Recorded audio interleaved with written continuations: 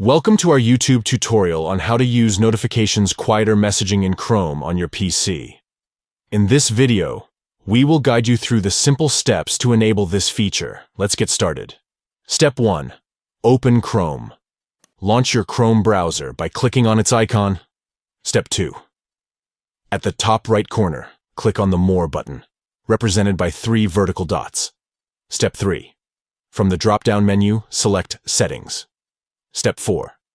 In the Settings menu, scroll down and click on Privacy and Security. Step 5. Under the Privacy and Security section, locate and click on Site Settings. Step 6. Within the Site Settings, find and select Notifications. Step 7. Finally, enable the Use Quieter Messaging option to receive less intrusive notifications. And there you have it. You have successfully enabled notifications, quieter messaging in Chrome on your PC. Thank you for watching our tutorial. We hope this guide has been helpful to you. If you found this video useful, don't forget to like and subscribe to our channel for more helpful tips and tutorials. Until next time, happy browsing.